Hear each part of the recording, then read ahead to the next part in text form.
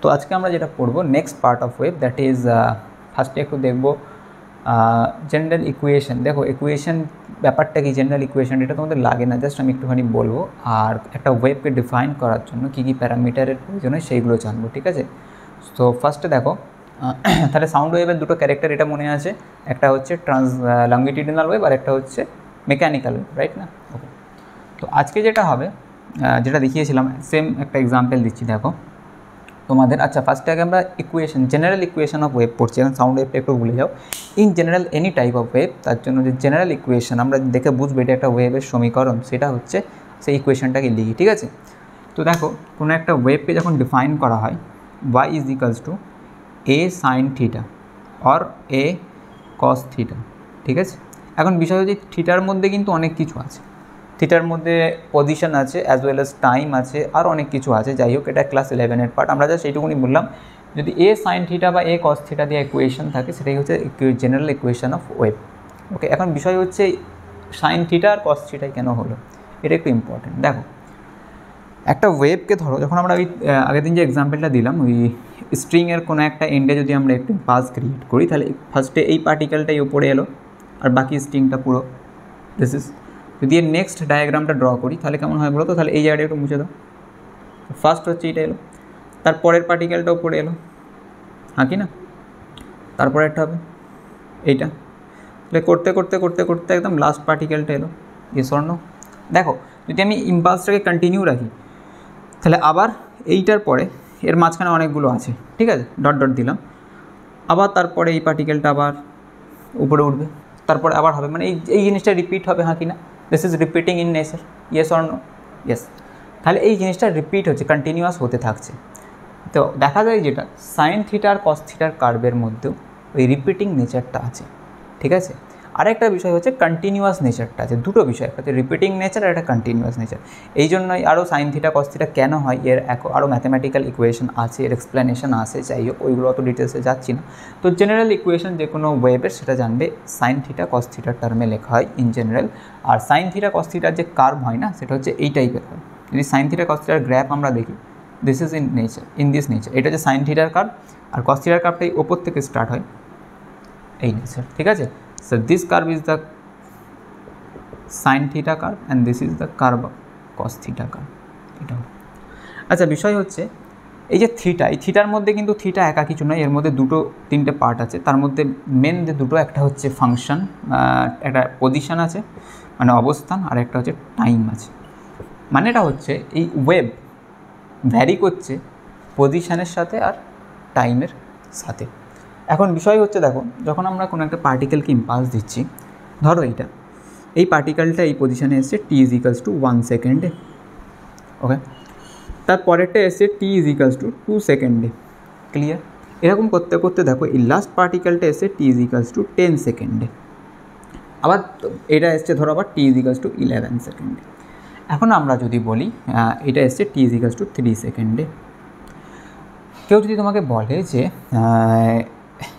T is equals two 3 সেকেন্ডে পার্টিকেলটাকে তুমি find করো, এখন টি ইজ ইকালস টু 3 সেকেন্ডের পার্টিকেলটাকে তো তুমি এই পজিশনে পাবে না, একটু ওপর দিকে পাবে।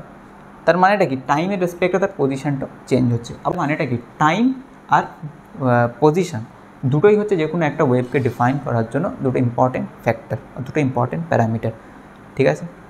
এরপরে আসা যাক, এই যদি আমি সাইন কার্ভটাকে একটু দেখি, সাইন থিটা কার্ভটাকে একটু দেখো এইদিকে,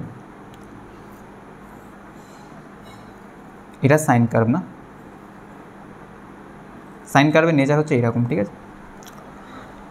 তো দেখো এই যে এখান থেকে এই অবধি, দেখো এই পার্টের পর থেকে, এই পার্টটার পর থেকে দেখো সাইন থিটাটা রিপিট হচ্ছে, মানে এই জিনিসটাই আবার রিপিট হচ্ছে, এই জিনিসটাই আবার রিপিট হচ্ছে, মানে sign theta cos theta curve হচ্ছে রিপিটিং নেচারের কার্ভ, ঠিক আছে। মানে এটা পিরিয়ডিক কার্ভ, মানে একটা সার্টেন ডিস্টেন্সের পরে সে তার যে প্যাথটা সেটাকে আগেন রিপিট করছে।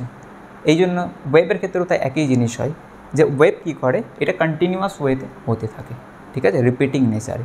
তাই জন্য এই যে রিপিটিং মানে যেই ডিস্টেন্সের পর থেকে রিপিটিংটা চালু হয়, রিপিটিংটা স্টার্ট হয়, সেইটাকে বলা হয় সেই ওয়েভের ক্ষেত্রে, এটা ওয়েভের জেনারেল ইকুয়েশন সাইন থিটার কার্ভ। আর যেই এটা সাইন থিটার কার্ভ, আর এই যেটার পর থেকে রিপিটেশনটা চালু হয়, যে পয়েন্টের পর থেকে, মানে ওই যে ডিস্টেন্সটা, ওই ডিস্টেন্সটাকে বলা হয় ওই ওয়েভের ক্ষেত্রে ওয়েভলেন্থ। কী বলে? ওয়েভলেন্থ। তাহলে একটা ওয়েভকে ডিফাইন করতে গেলে যে বেসিক কয়েকটা টার্ম দরকার, একটা হচ্ছে ওয়েভলেন্থ, এগুলো আগে জানবে, একটা হচ্ছে টাইম পিরিয়ড, আর একটা হচ্ছে অ্যাম্প্লিটিউড। ঠিক আছে? এখন দেখো এই যে ডিস্টেন্স, ধরো এই ডিস্টেন্সটাকে আমি ধরছি এক্স মিটার। ঠিক আছে? তার মানে এই যে ডিস্টেন্সটার পর থেকে রিপিটেশনটা চালু হচ্ছে, এটাকেই বলা হচ্ছে তার ওয়েভলেন্থ। আর এটাকে দেখো, এটা একটাকে আর একটা নাম যেটা বলে complete oscillation. This is a complete oscillation. অর্থাৎ একটা ওয়ান কমপ্লিট অসিলেশনের পরে, ওয়ান কমপ্লিট অসিলেশনের মানে অসিলেশন করার সময় একটা ওয়েভ যতটা ডিস্টেন্স ট্রাভেল করে সেটাই হচ্ছে তার ওয়েভলেন্থ। ঠিক আছে? আর টাইম পিরিয়ডটা কি? এই ওয়েভলেন্থটা কভার করতে যতটা টাইম লাগে ওই ওয়েভে, সেটাই হচ্ছে তার টাইম পিরিয়ড। ক্লিয়ার? তার মানে এখান থেকে এইটা যেতে যে টাইমটা লেগেছে সেটা হচ্ছে তার টাইম পিরিয়ড। তাহলে এই ডিস্টেন্সটা হচ্ছে বেসিক্যালি ওয়েভলেন্থকে ল্যামডা দিয়ে শো করা হয়, এটাকে টি দিয়ে শো করা হয়, আর অ্যাম্প্লিটিউডকে এ দিয়ে দেখানো হয়। ঠিক আছে? তো ওয়েভলেন্থ গেল, টাইম পিরিয়ড গেল। আর অ্যাম্প্লিটিউড কি? অ্যাম্প্লিটিউড হচ্ছে, দেখো আমি বলেছিলাম আগের দিন যে পার্টিকেলের এইগুলো হচ্ছে তার মিন পজিশন, এই দড়ির উপরে যে পজিশনগুলোই আছে রেস্ট পজিশনে, এইগুলো মিন পজিশন। এবার এখান থেকে আপস অ্যান্ড ডাউনটা হচ্ছে তার মানে ইকুইলিব্রিয়াম থেকে তার পজিশন চেঞ্জ হচ্ছে। এই ইকুইলিব্রিয়াম থেকে একটা পার্টিকেল যতটা এই যে আপস অ্যান্ড ডাউন করছে, ম্যাক্সিমাম যতটা পয়েন্ট যাচ্ছে, এই ম্যাক্সিমামটাকে বলা হয় তার অ্যাম্প্লিটিউড।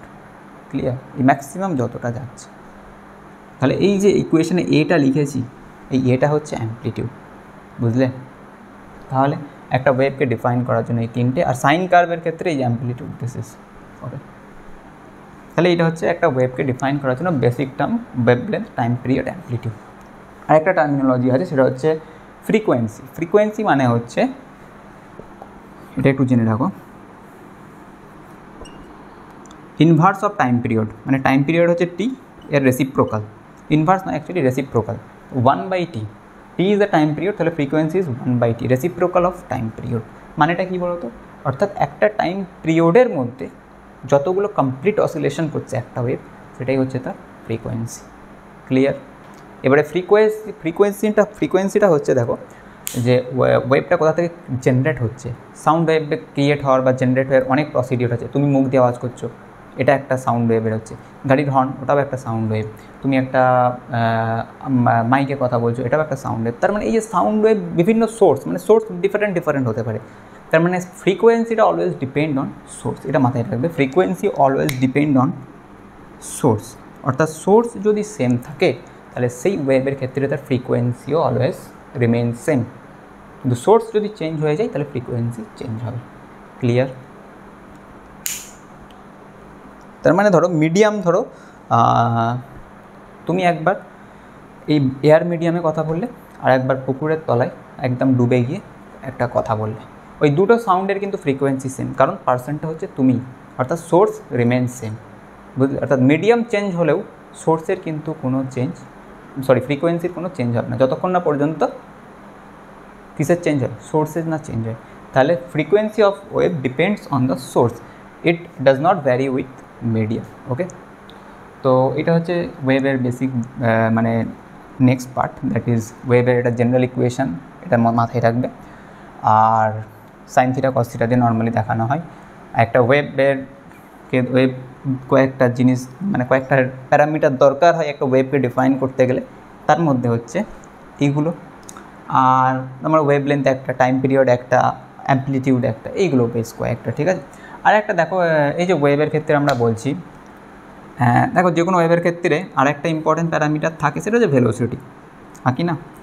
এই ভেলোসিটি কি, মিডিয়াম চেঞ্জ হয়ে গেলে ভেলোসিটিও চেঞ্জ হয়। আমি বললাম আগের দিন, ডেন্সার মিডিয়ামে সাউন্ড ওয়েভ ফাস্ট মুভ করে, আর রেয়ার মিডিয়ামে কম্পারেটিভলি স্লো মুভ করে। একে ভি দিয়ে দেখানো হয়। ঠিক আছে? এখন বিষয় হচ্ছে এই ভি, ল্যামডা কি বললাম? ওয়েভলেন্থ। আর এই ফ্রিকোয়েন্সিকে দেখানো হয় স্মল এফ। ঠিক আছে? এই ভেলোসিটি, ল্যামডা আর ফ্রিকোয়েন্সি বলো বা টাইম পিরিয়ড বলো, এই মানে 3-4টে প্যারামিটারের মধ্যে একটা ইম্পর্টেন্ট রিলেশন আছে। ঠিক আছে? এই রিলেশনটা হচ্ছে V is equals to F lambda. আবার अगेन এফ মানে কি আমরা জানি 1/t, তাহলে lambda by T, we can also write it. থাকবে ফ্রিকোয়েন্সি যে ইউনিট হয় সেটা হচ্ছে হার্জ। হার্জ বেসিক্যালি দেখো টাইমের ইউনিট তো 1/t মানে 1/, টাইমের ইউনিট কী বলো সেকেন্ড, এইটাকেই বলা হয় হার্জ। ঠিক আছে, বাস। তো আমরা যদি এই যে V is equals two F lambda এই ইকুয়েশনটা যদি ডাইমেনশন অ্যানালিসিস করি, দেখো চেক করো তুমি এই যে ভি এর ইউনিট কী বলো তো মিটার পার সেকেন্ড, আর ডান দিকের ইউনিটটা চেক করো তো ফ্রিকোয়েন্সির ইউনিট 1/সেকেন্ড, আমি হার্জ লিখছি না 1/সেকেন্ড লিখছি, আর ল্যামডা হচ্ছে কি ডিস্টেন্স ট্রাভেল, তার মানে মিটার। দেখো এটাও মিটার পার সেকেন্ডই আসছে, তার মানে this equation is dimensionally correct. কোনো ইকুয়েশনকে চেক করার আরেকটা রুলস হলো ডাইমেনশন অ্যানালিসিস। ঠিক আছে, যাই হোক এটা তোমাদের অত লাগবে না, এটা যখন হায়ার স্টাডি করবে তখন ডাইমেনশন অ্যানালিসিস ইটসেলফ আর চ্যাপ্টার। ঠিক আছে, এটা লাগে। অনেক বড় বড় ইকুয়েশন থাকলে ইকুয়েশনটা ঠিকঠাক অনেক সময় তো সব ইকুয়েশন মনে রাখা সম্ভব হয় না, তখন কোনো একটা জায়গায় ভুল আছে দেখার একটা প্রসিডিওর হচ্ছে, এটা হচ্ছে back calculation actually dimension analysis. ঠিক আছে, তাহলে এই রিলেশনটা important, V is equals two F lambda, এর উপরে কোয়েশ্চেন আছে, বুঝলেন? তাহলে V is the velocity, F is the frequency, lambda is the wavelength. এই ফ্রিকোয়েন্সি ডিপেন্ডস অন সোর্স, যদি মিডিয়াম চেঞ্জ না হয় frequency remain constant or same. Okay, now come to the next, that is reflection property of wave. এই বিষয়টা খুব important. দেখো এখন এই রিফ্লেকশন প্রপার্টি ওয়েভের ক্ষেত্রে মানে সাউন্ড ওয়েভের ক্ষেত্রেও ভ্যালিড, লাইট ওয়েভের ক্ষেত্রেও ভ্যালিড। রিফ্লেকশন বিষয়টা কী বলো তো, ধরো কোনো একটা ওয়েভ, তুমি একটা সাউন্ড কথা বলেছো, ঠিক আছে, এখন এই সাউন্ডটা কোনো একটা ধরো সারফেসে গিয়ে স্ট্রাইক করলো, সারফেসে স্ট্রাইক করার পরে সাউন্ড ওয়েভের একটা টেন্ডেন্সি আছে, দুটো উপায় হতে পারে। এক হতে পারে যদি এটা এই সারফেসটাকে, যেই সারফেসটা তুমি দেখছো, যেটাকে তুমি স্ট্রাইক করেছো কথা বলে, সাউন্ডটা যেখানে গিয়ে স্ট্রাইক করলো, হতে পারে ওর ওই দিকে যে মিডিয়ামটা আছে, ধরো তুমি একটা মিডিয়ামে আছো আর ওই সারফেসের ওই পারে আর একটা অন্য মিডিয়াম আছে, ঠিক আছে, তো ওই মিডিয়ামে চলে যেতে পারে কিছুটা পার্ট।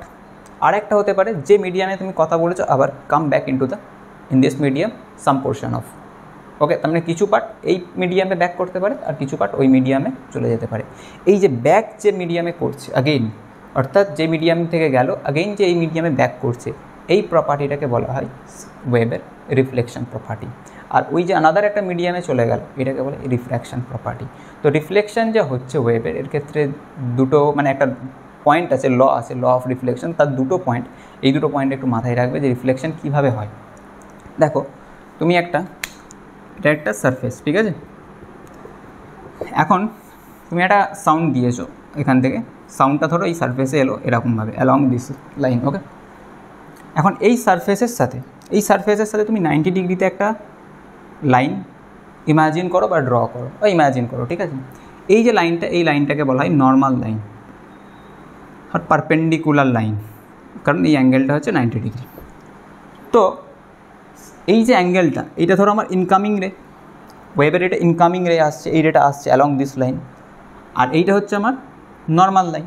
এই ইনকামিং রে আর এই নর্মাল লাইনের মধ্যে যে অ্যাঙ্গেলটা হয়, ধরো এই অ্যাঙ্গেলটাকে বলা হয়, আমি এখানে থিটা দিয়ে দেখাচ্ছি, আর এই অ্যাঙ্গেলটার নাম হচ্ছে angle of incidence, angle of incidence. তো ল অফ রিফ্লেকশন বলছে এই angle of incidence theta I বা ইনসিডেন্সে আমি লিখছি, angle of incidence should be is equals to angle of reflection, অর্থাৎ অ্যাঙ্গেল অফ রিফ্লেকশন আর অ্যাঙ্গেল অফ ইনসিডেন্সের মান সেম হবে। অ্যাঙ্গেল অফ রিফ্লেকশন কোনটা হবে বলতো, কমন সেন্স, যে এই মিডিয়ামে তো আগেইন ব্যাক করে ফিরে যাচ্ছে, আমি তো বললাম, অর্থাৎ এই যে ব্যাক করে যে যাচ্ছে এটা হচ্ছে আউটগোয়িং রেস, এই আউটগোয়িং রে আর নর্মাল লাইনের মধ্যে যে অ্যাঙ্গেল তৈরি হয় সেটাকে বলা হয় অ্যাঙ্গেল অফ রিফ্লেকশন। আর এই অ্যাঙ্গেল অফ ইনসিডেন্স আর অ্যাঙ্গেল অফ রিফ্লেকশনের মানটা ইকুয়াল হয়, ঠিক আছে, অথবা এই লাইনটাকে বলা হয় বা এই রেটাকে বলা হয় ইনসিডেন্ট রে আর এটাকে বলা হয় রিফ্লেক্টেড রে।